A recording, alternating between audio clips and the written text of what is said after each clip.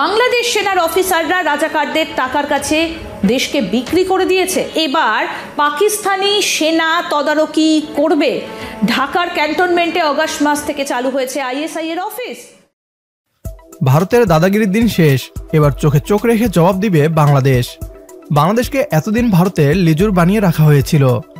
ভারতীয় আগ্রাসনের বিপরীতে বাংলাদেশের সেনাবাহিনীকে নীরব দর্শক করে রাখা হয়েছিল। দেশপ্রেমিক সেনাবাহিনী এত বছর চুপ করে সহ্য করেছে। ছাত্র জনতার গণ অভ্যুত্থানের মাধ্যমে ভারতের পুতুল সরকারের পতনের পর বদলে গিয়েছে সকল পরিস্থিতি। এবার ভারতীয় আগ্রাসনের বিরুদ্ধে গর্জে উঠেছে বাংলাদেশ সেনাবাহিনী। বাংলাদেশকে গোলাম বানিয়ে রাখার জবাব দেওয়ার প্রস্তুতি নেওয়া হচ্ছে। বাংলাদেশ সেনাবাহিনীর এমন তৎপরতা দেখে ঘুম হারাম হয়ে গিয়েছে ভারতীয় পশ্চিমবাংলার মিডিয়ার। তাদের দাবি বাংলাদেশ সেনাবাহিনী টাকার কাছে বিক্রি হয়ে গিয়েছে। পাকিস্তানের সাথে হাত মিলিয়ে বাংলাদেশ সেনাবাহিনী ভারত বিরোধিতায় নেমেছে। শেখ হাসিনার পতনের পর বাংলাদেশকে দখল করে নেওয়ার হুমকি দেওয়া ভারতীয় মিডিয়া এখন বাংলাদেশ আর্মিকে নিয়ে আতঙ্কে আছে। কেন বাংলাদেশ সেনাবাহিনীকে এত ভয় পাচ্ছে ভারত?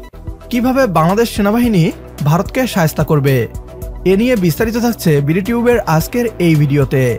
প্রথমেই দেখে নেওয়া যাক বাংলাদেশ সেনাবাহিনীকে নিয়ে কি বলছে পশ্চিমবাংলার মিডিয়া।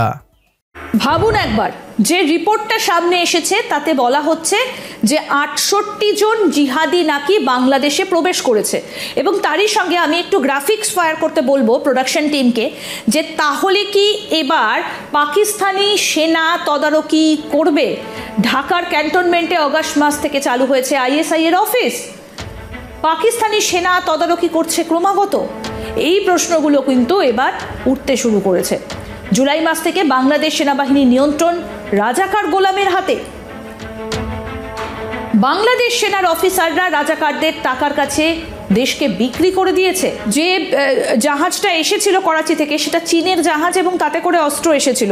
তাহলে কি চীনই পরোক্ষে পাকিস্তানকে দিয়ে বাংলাদেশের ভেতর একটা ঘাঁটি গাড়তে চাইছে, যাতে ভারতের এই দিকটা দিয়েও কভার করা যায়?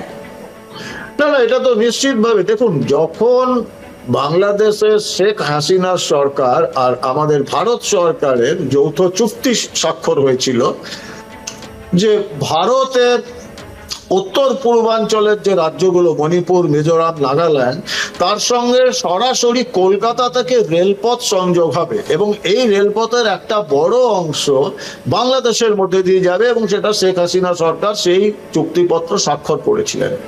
চীন বিপদ সেদিনই দেখেছি। এই জায়গায় দাঁড়িয়ে যে বাংলাদেশ এখন কি করবে, কারণ তত্ত্বাবধায়ক সরকারের প্রধান মোহাম্মদ ইউনুস তিনি তো পুরোটা বুঝতে পারছেন, তিনি পুরোটা দেখতে পাচ্ছেন, এবং এই জায়গায় দাঁড়িয়ে এখন বাংলাদেশ কি করে? নিজেদের সার্বভৌমত্ব বিকিয়ে দিয়ে তারা কি এইভাবে পাকিস্তানের সঙ্গে হাত মেলাবে? শেখ হাসিনার পতনের পর থেকেই বাংলাদেশকে দখলের হুমকি দিয়ে আসছিল ভারতের একাংশ সেনা কর্মকর্তা।